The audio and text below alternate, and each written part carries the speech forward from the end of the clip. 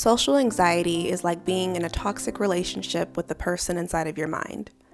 This person tries to control you, makes you think that everyone doesn't like you and are only putting up with you because they either feel obligated to or are just being nice. This person tells you that it's only a matter of time before you embarrass yourself in front of a group of people or say something so off topic in a group setting where everyone is looking at you funny, and then there's that awkward silence. Maybe you spend hours in front of the mirror trying to determine how to dress yourself for the situation. This person tells you that you don't want to be overdressed because people might think you want attention. Don't be too underdressed because people will think you didn't care to come. Maybe you try to go to sleep at night, or you're in the shower and you spend hours replaying everything you said in that conversation and wondering if you sounded dumb or offended the other person. Let me tell you, the person inside of your mind is lying to you. It's time to shut them up. You are not alone. If you clicked on this video, you probably have a feeling that you are the only person who suffers from social anxiety. Well, 15 million of American adults have social anxiety disorder. If you're anything like me, I hope that makes you feel like you are not alone. Oftentimes, our minds play tricks on us, trying to make us feel inadequate or as if everyone around us is judging you. And you have tried to get it to stop, but for some reason, your body still gets these panicky feelings. You are not alone. When I was 12 years old, I would go to Sabbath school at church. There was this guy I really liked and had a huge crush on, puppy love, as I like to call it. Well, every Sabbath at Sabbath school, the class would have to take turns reading the scripture. Due to my social anxiety, I hated public speaking, especially having to read out loud. And if you have ever read the Bible, you know how long and difficult the names can be to read. Well, because of my anxiety, instead of me focusing on the Lord's word, I was more concerned about embarrassing myself in front of my crush because I didn't want to trip over my words or not be able to pronounce the names in the Bible. Due to this fear of being perceived as uneducated or dumb, I would often avoid going to Sabbath school, thus inhibiting my relationship with Christ. You might relate to this or have a similar story about a time social anxiety inhibited you from living up to your fullest potential. But have you ever stopped and wondered why? Why do you suffer from social anxiety? Well, as people, we are social animals, and as social animals, we have a strong desire to be a part of a group and to be accepted by that group. If you look to see how our animal kingdom behaves, you start to notice that animals tend to run in packs. And if animals are not accepted by their packs, it leaves them vulnerable to predators or prey. When animals are in a pack, they can help each other raise the young, keep watch, gather food, find shelter, and survive. They also have less work to do individually because they can share the workload.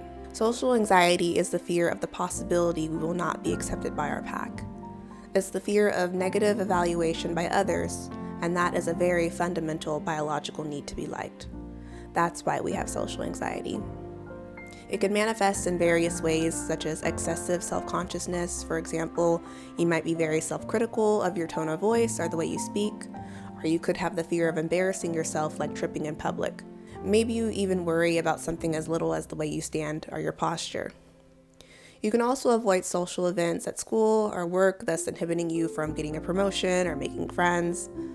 While it's natural to feel nervous before certain social situations, social anxiety takes these feelings to an extreme, interfering with daily life and not allowing you to grow. So, here are some simple strategies for managing social anxiety. Exposure therapy. Exposure therapy is a treatment that was developed to help you confront your fear by exposing you to feared social situations. If you spend your days avoiding the outside world, you'll never be able to confront your social anxiety, thus inhibiting your growth. So, instead of hiding, you must expose yourself to situations that make you uncomfortable. You can start with less intimidating scenarios and progressively work your way up to more challenging ones. For example, let's say you are in class or at work and your professor or boss asks a question that you may or may not know the answer to. Regardless of if you are 100% certain that you know the answer, raise your hand and speak up. Your answer might be wrong or you might be right. It doesn't matter, because at the end of the day, you let your voice be heard, which is more than what you were doing before. Eventually, you'll get more comfortable speaking in public, even if you embarrass yourself. Same applies if your friend invites you out to a party or if you just go out to eat by yourself. By gradually exposing yourself to uncomfortable situations, it helps reduce anxiety over time, and you'll start to realize that, hey, this isn't so bad. Letting go of perfection. A lot of times whenever I was suffering from social anxiety, I was more concerned about being perfect in every aspect of my life.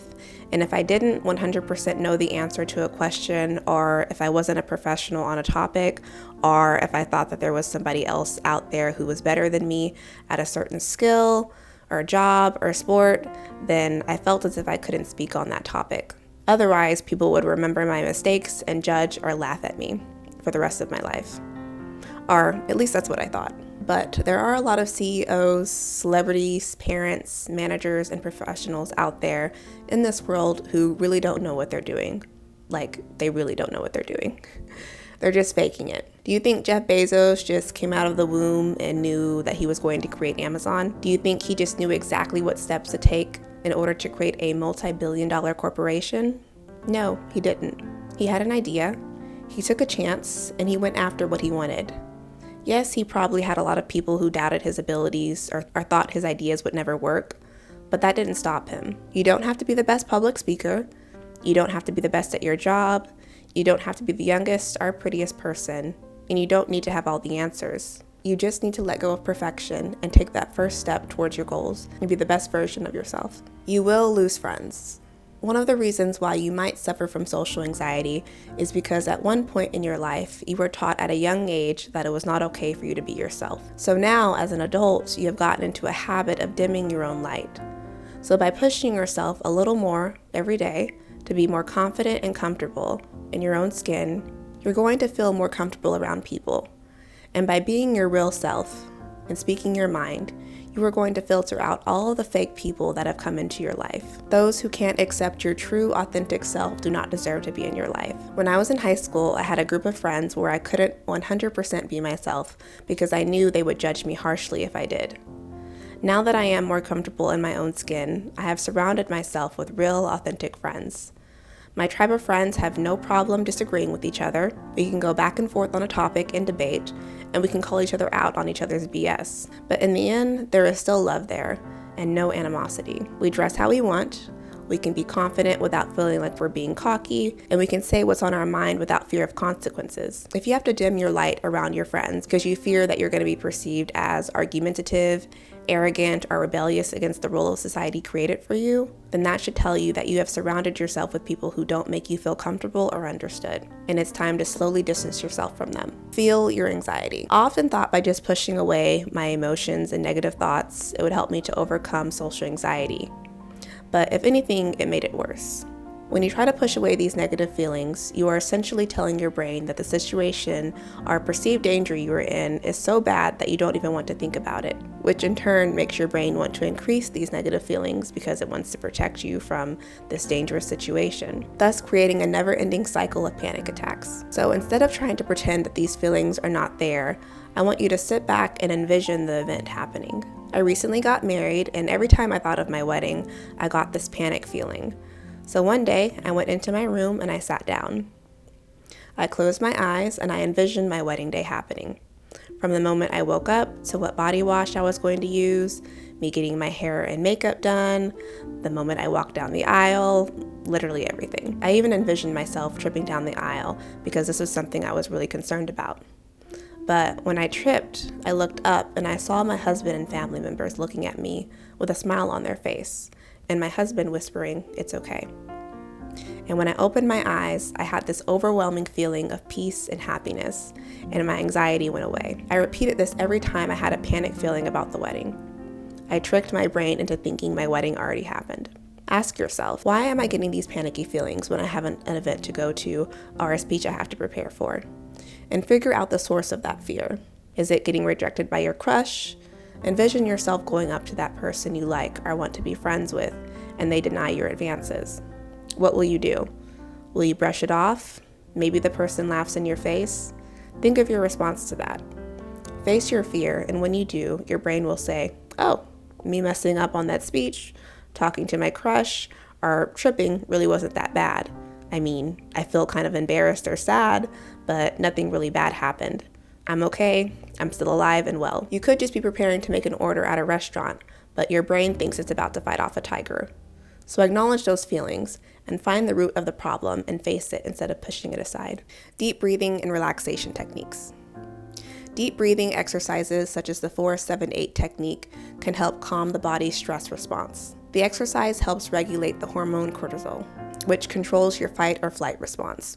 This is important because too much cortisol being released in your body too often can have a negative long-term health effect. To use the 4-7-8 technique, focus on the following breathing patterns. First, you must empty the lungs of air, so breathe outwards.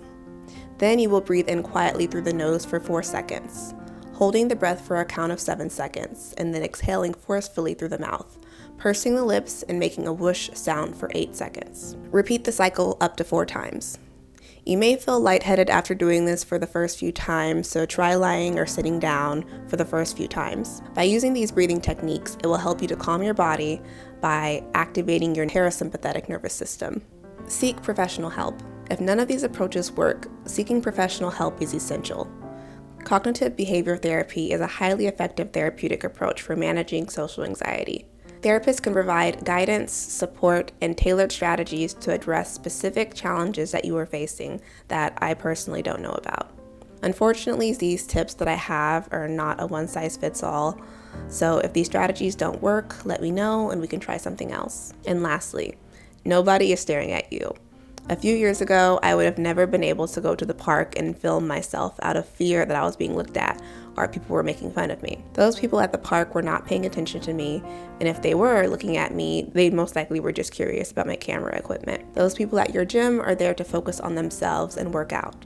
They are not paying attention to you doing squats or stretching. They are too out of breath to even notice. The people at the party are too busy in conversation, talking to each other, and having a good time.